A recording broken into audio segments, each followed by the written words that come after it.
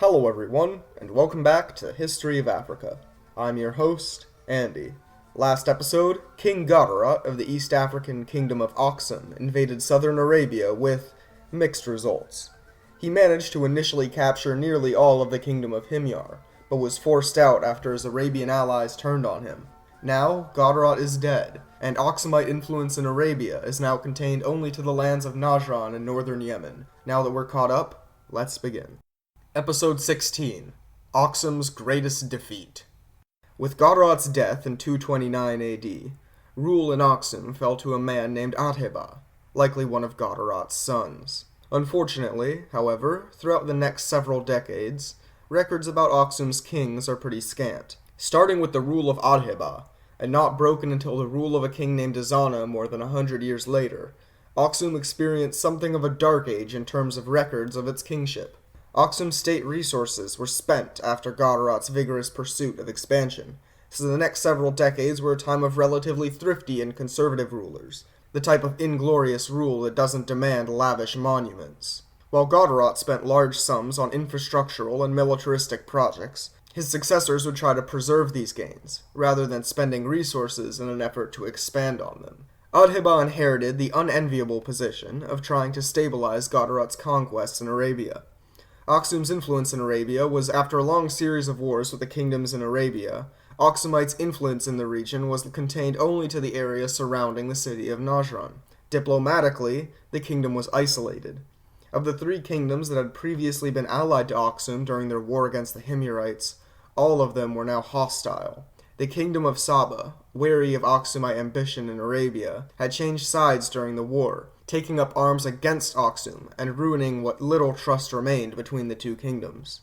The kingdom of Hadramaut, on the other hand, had earned Aksum's ire by continuing to pirate its ships during their alliance, culminating in Gadarat breaking the alliance and invading Hadramaut in a punitive expedition. The last former ally, Qataban, had been conquered and turned into a subject kingdom of Hadramaut, so now that Hadramaut was an enemy of Aksum, so was Qataban.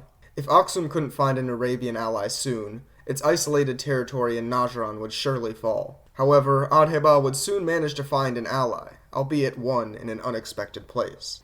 As previously stated, Saba had changed sides during the war, siding with Himyar against the Aksumites. However, Saba and Himyar's alliance was always meant to be temporary. Sure, the looming threat of Aksumite expansion had brought these two kingdoms together, but now that Aksum had been defeated, now what? With nothing left to unite these two kingdoms as allies, their old rivalry blossomed once more, and war followed soon after. Sabaean armies swarmed through the lands of Himyar, besieging its cities and pillaging its countryside. The Himyarite army had been devastated from its long war with Aksum, so the king of Himyar knew that he didn't have the capacity to engage with his superior enemy alone. Instead, he made a desperate plea for aid to Himyar's old enemy, the Aksumites. Whether or not to answer this plea must have been a hard decision for Adheba.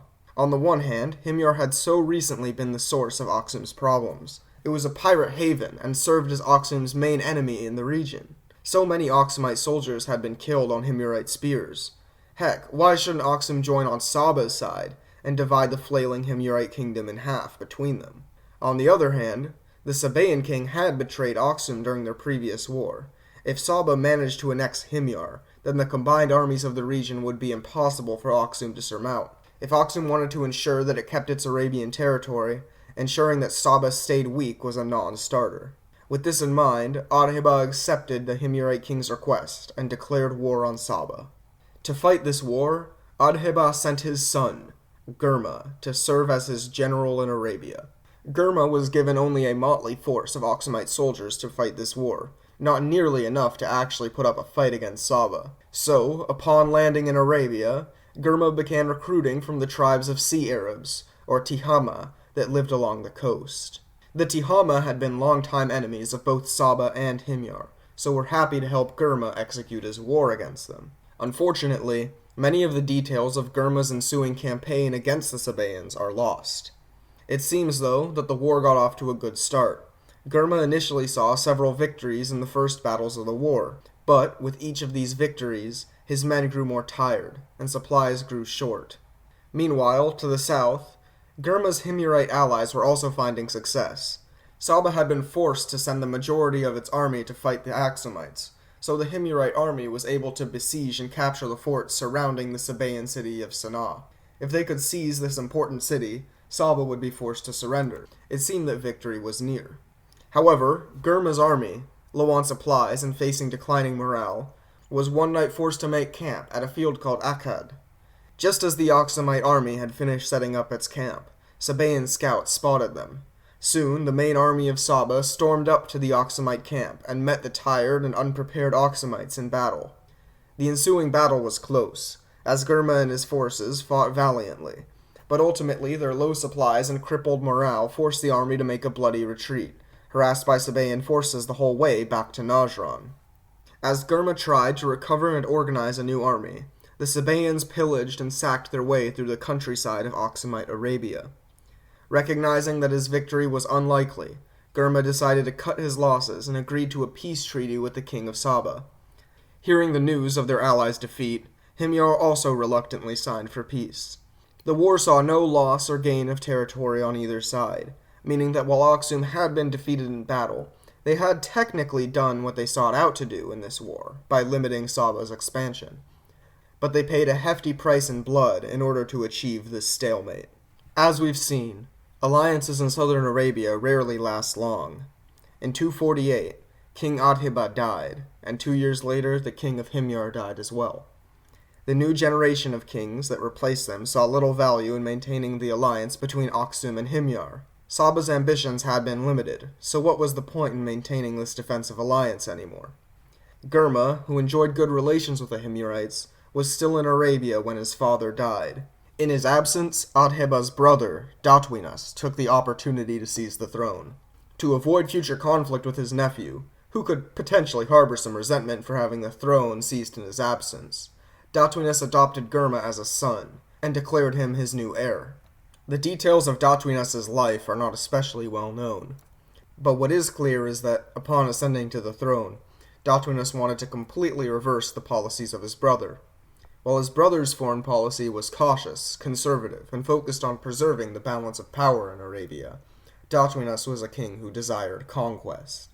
The kingdom of Himyar, which was reeling from its participation in 2 devastating wars, and in an unstable position after the death of its king, seemed like an appealing target for conquest. Under the orders of the king Datwinas, Aksumite ships flooded the Red Sea, as thousands of soldiers were shipped from Africa to Arabia. There they merged with the remains of the army under Gurma's command. This newly revitalized army, the largest Arabia had ever seen, flooded into the land of Himyar like a holy deluge.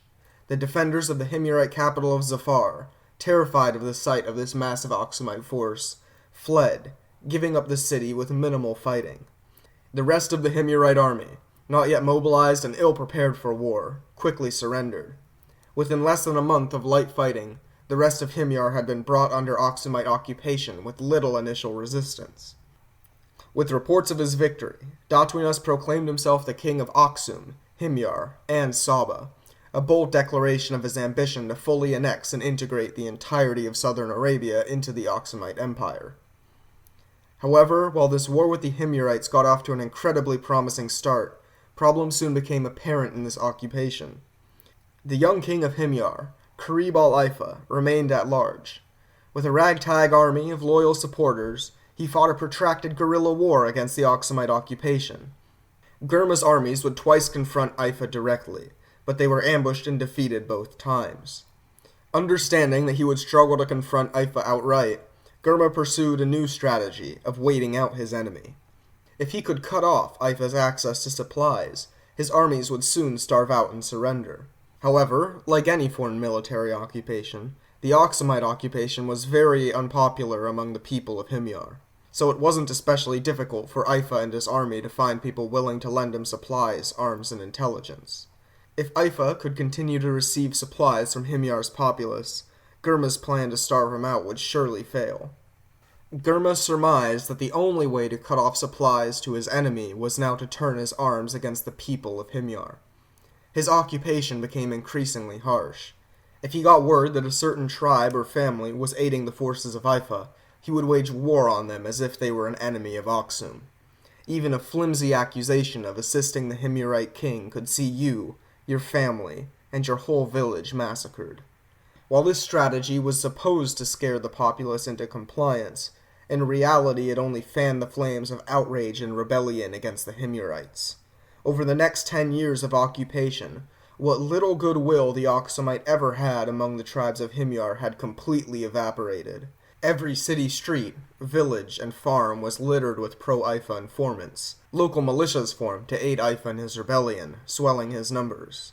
And if anyone was struggling to find supplies now, it was the Aksumites, as whenever they showed up to a village looking for food, the locals would hide everything they had.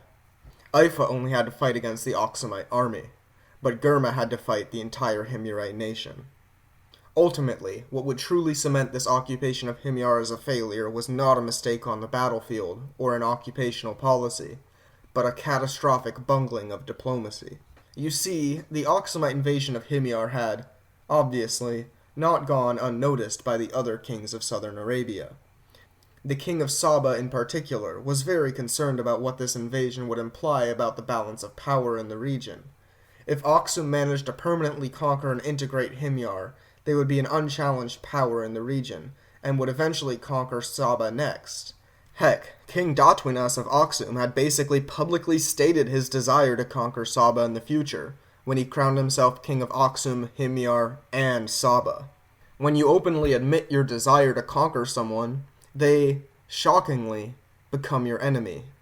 However, the king of Saba knew that a war with Aksum would be costly, so he dispatched a diplomatic mission to Sawa, the city that served as the base of the Aksumite occupation. This mission aimed to negotiate an Aksumite withdrawal from Himyar in the hopes of avoiding war. However, when the mission arrived in Sawa, instead of being greeted by Germa and his advisors, they were ushered into a jail cell. Germa was understandably paranoid that these men were not truly ambassadors, but were instead pro-Ifa spies. When word of this imprisonment returned to Saba, it became clear that war was the only way to resolve their disputes. Germa's decision to imprison these ambassadors would prove to be a massive mistake. Aksum could have maybe negotiated a way to hang on to some of its conquered territories and withdraw from the rest of Himyar. The costly guerrilla war against Ifa would have been ended, conflict with Saba would be averted, and Aksum could take some time to recover its overstretched military, and maybe even plan a future campaign in the region. If Germa was under the impression that he could win a war against both the Himyarite rebels and against the army of Saba, he was vastly mistaken. The Aksumite forces, overextended and low on morale, were obliterated by the combined Sabaean Himyarite force. The occupation of Himyar, which had always been fragile, was overthrown in a matter of weeks. However, somehow things were about to get even worse for Aksum. The city of Najran was one of Aksum's only loyal and stable possessions in Arabia, and had served as an important base of Aksumite power in the region. The populace of Najran was overwhelmingly pro-Aksumite, and ever since Gadarat had conquered the region almost 50 years ago, it had remained an integral part of the Aksumite kingdom. But now that Aksumite's army was in shambles, Najran lay undefended. The Sabaeans and Himyarites quickly seized the city. In just 2 years of fighting, almost 5 decades of Aksumite campaigns in southern Arabia had been reversed. All of Aksum's Arabian possessions fell, and the Aksumite kingdom was now entirely contained back to Africa. And the Aksumite kingdom had been entirely pushed back to the African continent. Datwinas's invasion of Himyar proved to be the single biggest military disaster in Aksum's history. The invasion resulted in Aksum spending vast sums of men and resources, and losing territory for their effort. The valuable frankincense orchards of southern Arabia would, for the foreseeable future, be out of Aksum's control. Aksum's campaigns to conquer southern Arabia and monopolize the frankincense trade had failed. Datwinas's war in Arabia seemed to have something of a traumatic effect on Aksumite leadership. Germa, disinherited after his failures in the war, would never see the throne. The kings who succeeded Datwinas, reacting to the immense failures brought by these ventures in Arabia, retreated into military isolation. The first king to succeed him, Andubis, took the throne around the year 270, and thoroughly shunned the idea of intervention in southern Arabia. Instead, he chose to focus his efforts on improving Aksum's internal economy. His reign was relatively obscure and conservative, with really only one detail about him striking any significance in the historical record. That detail is that he was the first king of Aksum to begin minting gold coins. In international trade, currency conversion is one of the trickiest obstacles to overcome. If you're a merchant carrying 2 tons of frankincense on a boat that goes from Aksum to Egypt, it might prove challenging to negotiate a sale if you can't agree on a shared currency to use with your trading partner. Merchants in early Aksumite periods used coins made of brass, which had some, but limited intrinsic value.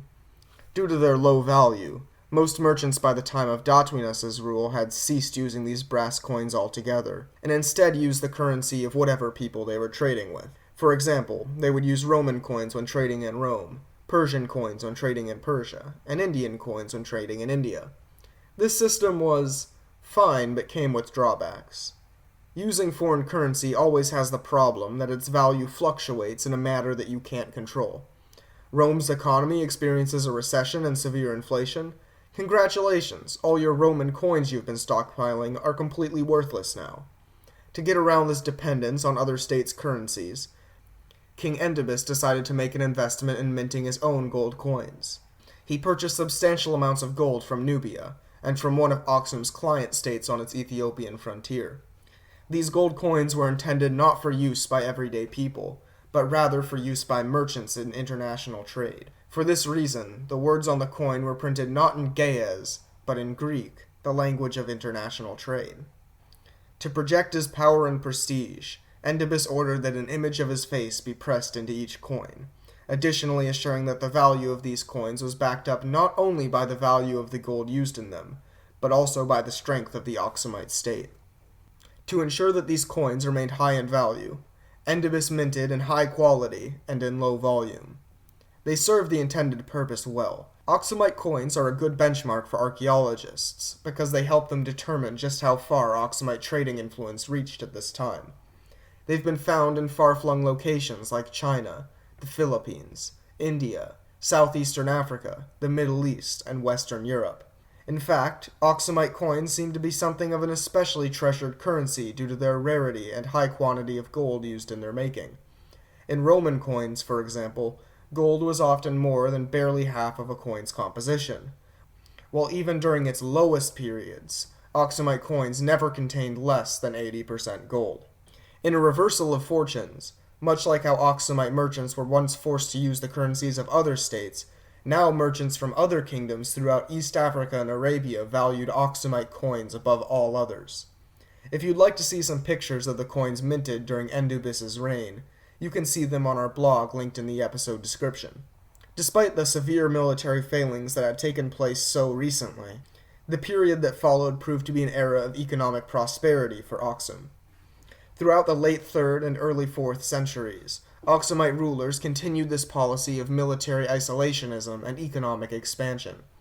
In Arabia, the Himyarites recovered from their long war with the Aksumites, and, over a gradual series of war, eventually took control of the entirety of southern Arabia. In previous eras, this aggressive expansion of the kingdom would have surely provoked Aksumite intervention, but the kings of Aksum were wary of reasserting themselves into a quagmire in Arabia, so they chose instead to simply let events play out. One Aksumite king, Usanas, even took this a step further. He proposed that, rather than fighting amongst each other, the kings of Aksum and Himyar would be better off if they cooperated as allies in economic matters. The Himyarites, who were surely equally relieved that they wouldn't have to fight another troublesome war with their African neighbors, gladly accepted. While Aksumite rulers would still claim the title of King of Himyar and Saba for a long time, this was merely a show. In reality, Aksum was a state that had been militarily defeated, and was now forced to accept that its ambitions in Arabia were over for the foreseeable future. In the year 350, the king of the Aksumites, Usanas, died. His son, Ezana, was a mere infant, far too young to take the throne, so rule instead passed to his wife Sophia. While still a baby now, though, Ezana would soon grow into a man who would shape Aksumite history like no other. The government, culture, military, and religion would all see massive reforms dictated by this great king. Join us next episode as Azana, the greatest king of Aksum, revolutionizes the Aksumite Empire, and even becomes the father of Ethiopian Christianity. Thank you for listening to the History of Africa podcast. If you like the show and the free education we provide, then I'd encourage you to support the show. This can be done by a monetary donation to our Patreon, which can be found on our website, historyofafricapodcast.blogspot.com, by giving the show a review on iTunes, or by sharing the podcast to anyone who you think might be interested.